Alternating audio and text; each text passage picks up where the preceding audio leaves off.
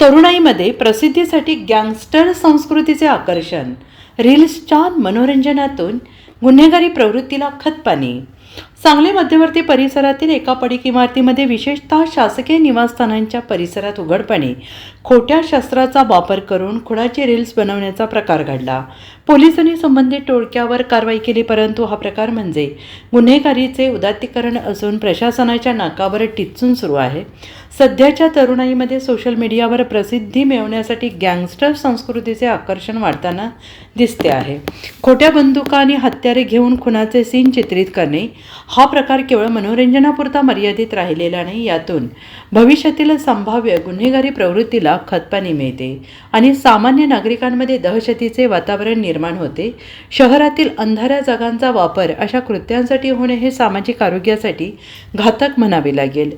Police अधीक्षकांनी आदेश दिल्यानंतर काही काळ कारवाईचा धडाका दिसला, परंतु नव्याचे 9 दिवस या उक्तीप्रमाणे मोहीम थंड पडली. पोलिसांनी सातत्य न ठेवल्यामुळे गुन्हेगारांचे मनोबल आणि वाढू शकते. शहरातील बंद आणि पडक्या इमारती आता डार्क स्पॉट बनल्या आहेत. या ठिकाणी केवळ रील्स बनवल्या जात नाही तर नशेखोरी सुरू असते. काही दिवसांपूर्वी बंद इमारतीमध्ये आग लावून नशेखोर पळाले. काँग्रेस कमिटीजवळील इमारतीसारखे मध्यवर्ती ठिकाणी जर असुरक्षित असतील तर शहराच्या सुरक्षिततेचा प्रश्न ऐरणीवर येतो. नशामुक्त अभियानाअंतर्गत पालकमंत्री चंद्रकांत पाटील यांनी सक्त आदेश दिल्यानंतर प्रशासकीय पातळीवर त्याची काटेकोर आणि सातत्यपूर्ण अंमलबजावणी होण्याची गरज आहे.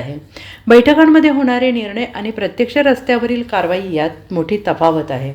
पोलिसांच्या दुर्लक्षामुळे नशेखोरांचे चांगलेच फावले आहे. केवळ मोहिमेपुरते मर्यादित न राहता बीट मार्शल आणि पोलीस पथकांनी डार्क स्पॉटवर दररोज अनपेक्षित गस्त घातली पाहिजे. महापालिका आणि पोलिसांनी मिळून अशा पडक्या इमारतींच्या परिसरात हाय मास्ट दिवे आणि CCTV कॅमेरे बसवावेत. ज्या खाजगी किंवा निमशासकीय इमारती पडीक आहेत त्यांच्या मालकांना त्या सुरक्षित ठेवण्याच्या किंवा पाडून टाकण्याच्या नोटिसा द्याव्यात.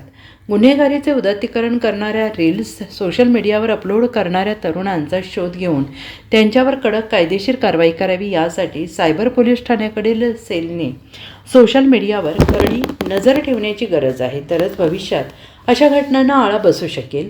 तसेच कळत नकळत गुन्हेगारीकडे वळणारी पावले योग्य दिशेने वाटचाल करतील. Bureau report SVN Marathi.